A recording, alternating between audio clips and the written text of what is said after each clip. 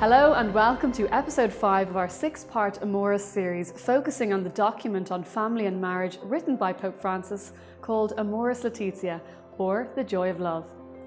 In today's episode, we consider the important and much discussed theme of mercy within Amoris. This challenges us to accompany families who are struggling while presenting the beauty and truth of the Church's teachings on marriage. Shortly, we will hear from Bishop Robert Barron on how we can accompany people who've lost their way while never losing sight of aiming for true love within our families. But first, let's take a look at this short video on how the Church walks with families who are struggling in different situations. Our work is principally involved in looking after families and people in need. We offer financial support, obviously, but we also offer the hand of friendship to people that are struggling. Many people that avail of the assistance from St. Vincent de Paul have told me that without St. Vincent de Paul, they would truly be in dire straits. Most of our volunteers, we all want to give something back. Some of us have availed of services that St. Vincent de Paul's offer.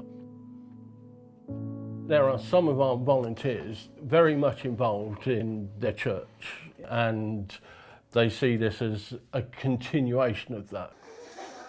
We support families directly through food parcels, repairs of washing machines, cookers, oil tanks, provide oil and heating. We don't make judgments against a family where there obviously are issues because of deprivation. But our main focus is children, to ensure that they're fed and that they have conditions in a home that the normal person should have. We're a Christian charity, and the birth of Jesus, it was all about giving hope to the world. And here at St. Vincent de Paul's, we try to keep that message going, to give back a little bit of hope. It's important. People need hope. Without hope, there's nothing. Addiction to me, whether it's a drink or a drug or a gamble, something that takes you over. People without addiction will listen to you and say, yeah, God, I know where you're coming from, John, but really they don't. I'm a recovering alcoholic. Everything I loved and everyone that loved me were gone. You know, family didn't matter. It just had to be me and drink. There wasn't one day that I didn't have drink with me, in the van, in the car driving around, whether it was whiskey, brandy or wine. I didn't know how to get out of it, just did not know. There was a lot of pain right through the household with my wife and children, contemplating coming home from a night shift just to do away with myself in the car, make it look like a crash. That was the way I wanted to get out, and then the children would have a few bob and the wife, and that was it. Sounded a good idea at the time. Some people are very lucky to get a chance, and I got my chance and I took it. I went to a treatment centre and have been sober since, coming on 14 years now. I was gone from the church, I was gone from everything, but when I came out of treatment, I can see life in a better light now. I was wrong, I did wrong. That's the black hole there now, but my life has opened up again with light, you know, and I'm a happy man now.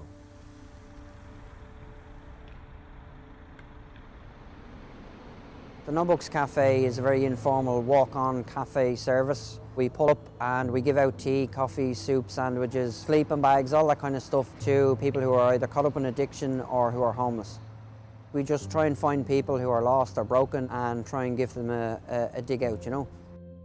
We show them that they're loved, we treat them as an equal, we try and give them what we can, but that we would also give them an opportunity to, you know, tell a bit of their story. They're someone's son, they're someone's daughter, they're a brother or a sister, or maybe they've kids of their own. They never woke up one morning and decided to become that person that they've became. I was caught up in addiction myself for many years, and I ended up in a treatment centre called Tiglin. Tiglin are faith-based programs, so they have a Christian ethos there, you know. And I suppose what we like to do is to show people the gospel more than preach it to them, you know. So it's more about treating them as an equal, loving them, caring for them, showing them respect, and letting them know that, you know, there is a way out and that there is hope. It's about spreading that message of hope and love, really, you know. I mean, there's very little point in me thumping anybody over the head with a Bible, because really at the end of the day what they need is a warm cup of tea, a sandwich, you know, somebody put their arm around them and say, you know what, there is a way out of this, there is hope. Somebody does love you, somebody does care for you. The early years were very exciting, like everything was new. I was also becoming a Catholic for the first time early in our marriage as well, so life was really full of excitement. Just life kept rolling on, and didn't really think much about marriage or what it meant to us or anything. It was just going with the flow, really. It happened little by little. We were drifting apart and we didn't realise it. And then 7 years later, and we still didn't have any children. That was really when we reached our crisis point. And then we just really hit the rocks at one point, and the priest that married us suggested that we could go and get some help. Yeah, we were really lucky that we got in contact with a retro, which means rediscovery, and there's a lot of similar couples giving presentations, which made me realize that we're not alone in this. We learned to talk to each other without arguing, how to listen to each other, and we learned how to forgive each other as well. That is a step-by-step process to forgiveness, and also that we don't just have to do it ourselves, and that God is with us in that journey. It was very important for us in our healing. But also, like Pope Francis says in Amoris Laetitia about forgiveness in marriage, how important it is, and never to end a day without forgiving each other. And we realize that we actually need to forgive each other constantly, and not wait until it's a big thing that we need to forgive, because then it's so much harder. And be open to that the grace of God can come into your marriage again and transform it. And you never know, as long as you haven't closed the door, things can still happen.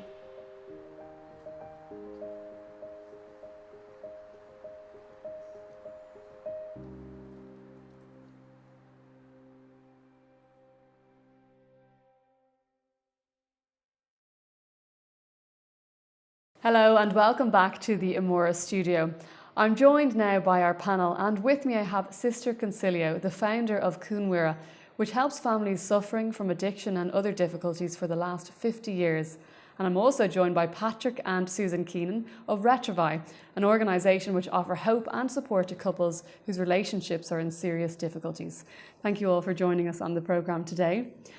Sister, Pope Francis talks about thinking of our faith almost like a field hospital, reaching out to people who are wounded. Was that something that you thought about when you started Cúnmhaire all those years ago? Well, I thought about it when I worked in the hospital in St. Vincent's in Athy, and I came across people who were on the road drinking wine, and they went from county home to county home. And I thought to myself, well, someday, somewhere, somehow, I'll have a place for these lads that they can call home. I thought if they could go out in the morning to work from it and to come home at night to a fire and someone to love them. Of course, I was going to love them. I forgot about all the people that loved them before I showed up. But years later, 4 or 5 years later, when Cúnmhaire really began, I discovered that the people that needed to love them were themselves. People coming into Cúnmhaire are gentle, good, kind people, but they have so low self-worth that they need to see their own goodness and their own giftedness, and that's what I mean by loving themselves. That's probably a key thing when it comes to our relationships as well, and it comes out very strongly when Pope Francis is talking about this idea of mercy, is that perhaps is where we need to start is with ourselves before we can then reach out to other people in that mercy. Yeah. Well, for Susan and myself, we went through quite a difficult time in our own marriage. And at that time, we thought there was no hope for us at all. We sort of lived together, but we weren't communicating. We were We didn't know how to talk to anybody about it, and of course we were ashamed of what our marriage had ended up like. But lucky enough, one friend of ours who just had heard about Retrovi told us about it, and that very kind lady who was walking with us at the time, she phoned me so many times to try and get me to go to it. No, Susan was really interested because Susan I jumped at the chance. It's like I thought, this is the lifeline we needed. It's interesting that the similarities perhaps between a marriage that's really suffering and struggling and addiction is that it goes on often behind closed doors. You know, we suffer in silence and we don't want to talk about it. And oftentimes there's help out there, but how do we get it, you know? And of course we have to make ourselves vulnerable if we're going to seek help, to really say that, you know, we have made a mistake or something has happened in our marriage that we need to fix. With Retrovi, it was absolutely wonderful. People came from America and Canada to present the first weekend here in 1996, and we were so lucky to be able to attend it. It really changed our lives completely. And that 22 years later, we're still involved with this wonderful ministry. Just briefly, sister, do you think, just in your experience over the last 50 years, is that people need to be more aware of the mercy that God has for them, no matter what they've done in the past? Yeah, well, I suppose they can only experience it through the mercy that other people show them, and where they feel loved and seen and heard, and where love is, God is, and where God is, love is. And that is really what Conver is about, seeing what's best in ourselves and everybody else and sharing it, and discovering a way of dealing with the pain and hurt that's underlying all addiction. It's a really beautiful way of putting it. Well, we're going to be joined back in studio with our panel very shortly. But first, let's take a look at this short video with Bishop Robert Byrne, where he very eloquently explains how we can walk with people in mercy while still presenting the true beauty of the Church's teaching on marriage and family life. So a lot of people ask, how do you approach a document like Amoris Laetitia, which has become, somewhat controversial, and people split left and right on it, which I think is really problematic. And my own experience is most people don't really read this document, which is extraordinarily rich. Here's just a general remark I'm going to make about it. I think the Pope strikes a remarkable balance between demand and mercy. So he's known as the Pope of Mercy, and indeed he's claimed that. And there's a lot in this about accompanying people, about starting where they are, about understanding their difficulties. All that's there.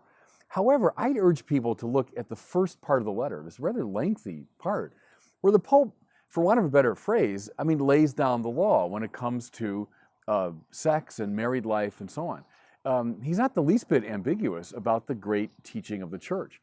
More to it, he gives a very positive reading, it seems to me, to marriage. It's a very lyrical celebration of marriage, especially that section. I'd urge people to read it. The section based on 1 Corinthians 13. St. Paul's great hymn to love. And the Pope kind of parses that. He breaks it down and shows that love, which is willing the good of the other, it's not a sentiment, it's not a self-absorbed, feeling. It's this direction outward, radically for the sake of the other. And he walks through 1 Corinthians 13 to show, here's what marriage at its best looks like. So I would urge people to look at those two dimensions of the letter. The great demand, the celebration of what married life is, and the stress on mercy for those who find themselves in difficult situations. Many have talked about this issue of gradualism, and I'll tell you one thing it doesn't mean is a sort of relativism in regard to the law or to the objectivity of things. It doesn't mean that. It means a deep pastoral sensitivity to the process whereby someone comes fully to accept the demand of the law. A mentor to me was Cardinal Francis George of Chicago. And many years ago, when I was rector of the seminary there, he gave a talk to the students. I'll never forget it. This is long before Pope Francis came on the scene. But he said, I'm very proud of all of you because you're clear on the Church's teaching. And he meant that, proud of them. But he said, remember, you never simply drop the Church's teaching on people and then walk away. Rather, you share it with them, but then you walk with them. You commit yourself to helping them to integrate it. And that scene comes to my mind a lot as I read Amoris Laetitia. Gradualism means people come gradually to accept the fullness of the church's law and demand. And the church's ministers have to be willing and able to walk with them in that process. If we simply drop the law on people and walk away, we might feel good about ourselves, but we haven't done much to help people integrate that law. So that's how I would read gradualism, which indeed you can find in someone like John Paul II. So it's not a terrible novelty on Pope Francis' part. I think it's just acknowledging the reality of the pastoral situation. We walk with people as they try to integrate the church's demand. Hello and welcome back to the Amoris studio.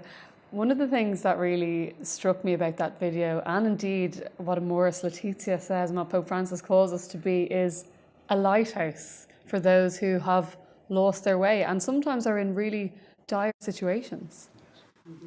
And I think walking with people as well is so important, isn't it? You know, when he spoke there a few moments ago about the love and mercy, I think all families need love and mercy throughout their time, because we all make mistakes in our relationships.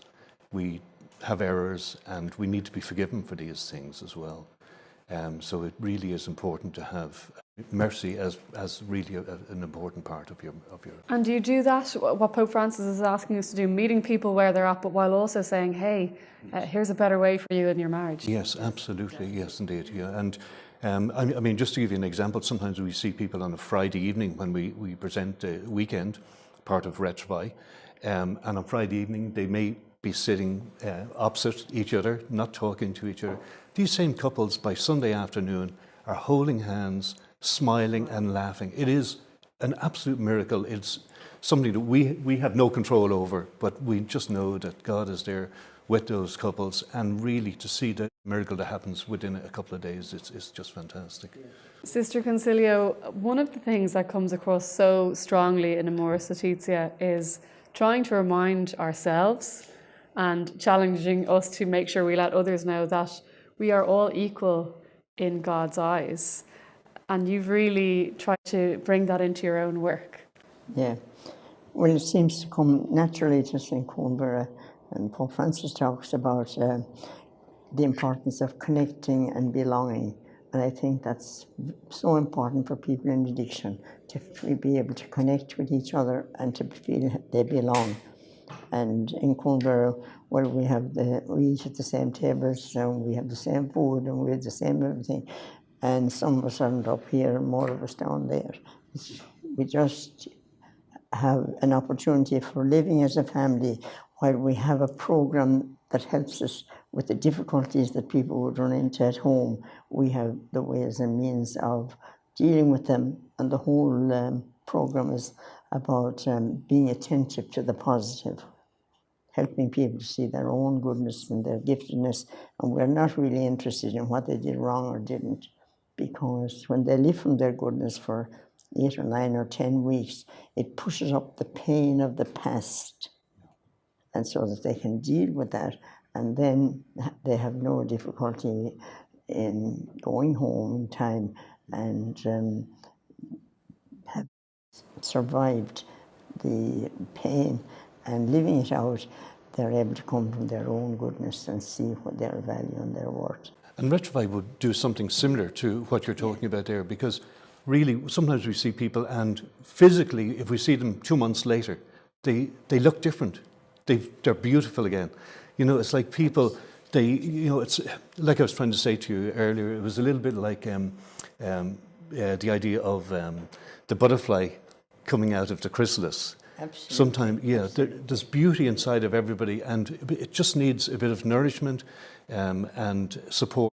That's right. Really we can change people's lives completely. People, I'm sure in the marriage it's the very same. People doing their own inner work. Yes. And those of us who take meetings and all that sort of thing, there's no use in talking about something unless we're living it ourselves. So Coimbra is a lived experience of reaching out and helping each other, protecting each other. And also a bit like we have follow-up sessions where people will, what they've learned on the weekend, which obviously is brilliant, it changes them, but they need to work on it. Nobody comes to us with a marriage that's only failed after a couple of months. It could be 7 years, or like us, we were probably about 10 years or more. Going through, was it really? We were going through a lot of pain in our marriage. But not only do we have that, but we also do, we have monthly meetings around Ireland. Yes. And the monthly meetings, it's like a support group there for couples where maybe... It is that continuing to walk with people. And absolutely. And that is something that is so important in Amoris Laetitia, which is really that, and as Bishop Barron talked about, gradually walking with people, accompanying them. And working with their families. You know, we have to work with all the families as well as with the people themselves so that they can meet and come together and all any of the difficulties and discuss all the situations before ever they go home and are ready. And And the other thing is sometimes people maybe have left the church and because again they don't see any hope. And they feel that there's nothing there for them. Absolutely. But we find that people, when they've attended a Retrofy weekend or done the program with us, that a lot of them go back to church again because they can see themselves again. They can have hope in themselves, and you know, and the shame and the guilt and everything else perhaps is gone at the point. You know.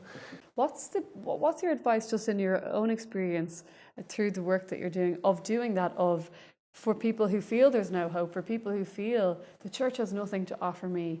How do we gently walk with those people so then they can go on their own journey of faith and in life and in family and marriage? We allow them to experience it. That's I realise today more than ever sitting here that our greatest asset in Cornwall is that we have 12 weeks or 20 weeks for people to experience the whole situation. It's really the lived experience that changes us. Well, in Retrofy, we call ourselves wounded healers. So we're still healing as we are helping the other couples, so that they can see that, you know, we haven't got it all together, that we're on the same path and we're journeying along with them. What would be your advice to somebody watching at the moment who wants to be that accompaniment or needs it, but doesn't, as we've talked about as well, finds it hard to reach out in that walk? Yes, and it does take courage to go and, first of all, say that something has gone wrong with your marriage. And I know even when we attended our first weekend, we were quite apprehensive about what was ahead of us. But we had faith. We believed that this was something that would help us.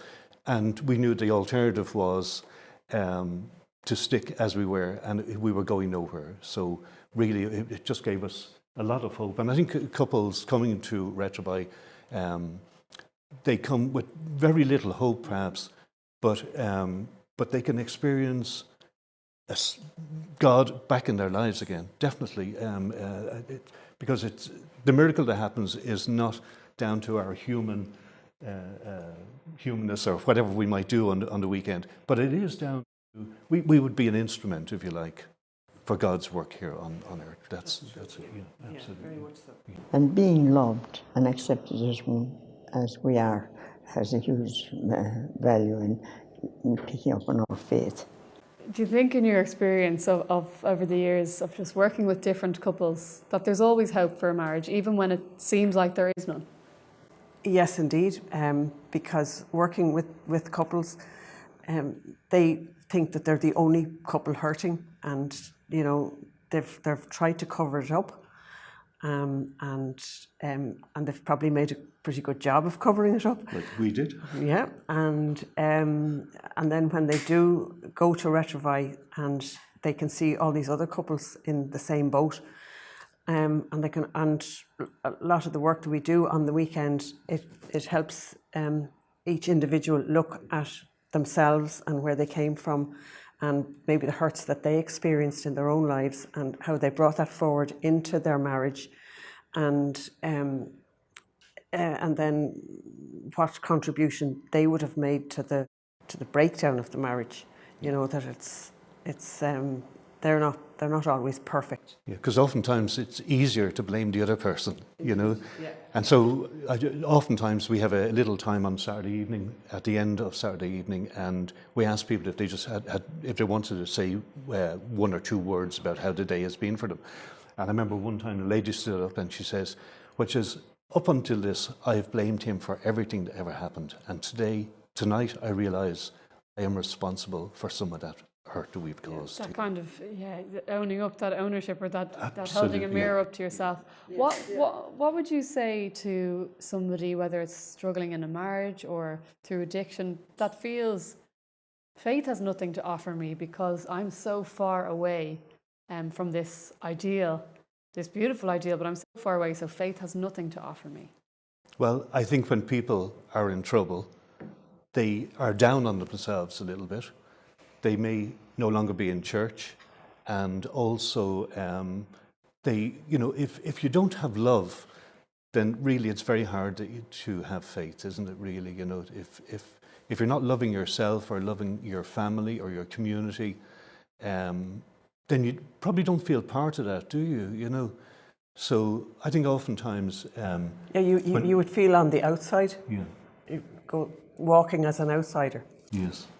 So people do, but the wonderful thing is that once people get hope again, and once they sort of rediscover the love that's there, their faith can regrow again, and in fact, when it happens, it's usually stronger than the sort of the flippy sort of faith they might have had before. You know, that people get stronger in their faith, I believe, when they've been healed.